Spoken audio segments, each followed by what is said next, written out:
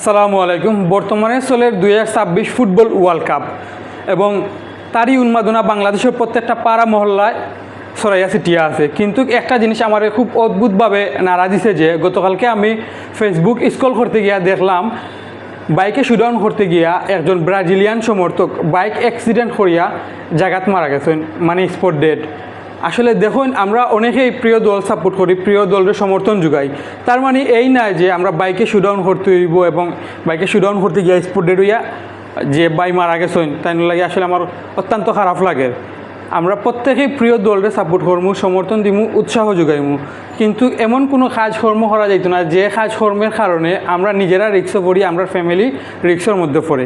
এই যে অনেকেই দেখলাম অনেক এলাকাতো প্রিয় দলের সমর্থন যোগানির লাগি বাইকে শুডাউন দিয়া র্যালির মতন একটা আয়োজন করাও, এই জিনিসটা থেকে অবশ্যই আপনারা বিরত থাকবা, কারণ একটা অ্যাক্সিডেন্ট সারা জীবনের খান্না। আবার আমি আরও কিছু এলাকা দেখছি যে ব্যানার ফেস্টন টাঙ্গাইতে গিয়াও অনেকেই গাছের ডাল থেকে ফরিয়া একটা অ্যাক্সিডেন্ট হয়েছে। অনেকেই দেখছি যে আবার কারেন্টের সাথে সংযুক্ত হইয়া একটা অ্যাক্সিডেন্ট হওয়ার অহরহ ঘটনা বাংলাদেশও আছে।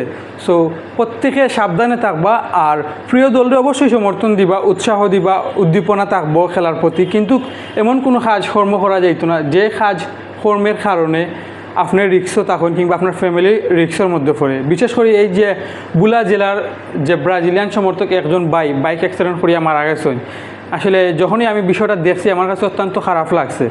আমি কোনো দল ইন্ডিকেট করলাম না যে ব্রাজিল, আর্জেন্টিনা কিংবা অন্য কোনো দল, আমি এটাই জাস্ট বুঝাইতে চাইলাম যে এমন কোনো কাজকর্ম করা যাইতো না যে কাজকর্মের কারণে নিজেরা রিক্সও পড়ি কিংবা নিজের ফ্যামিলি রিক্সও পড়ে।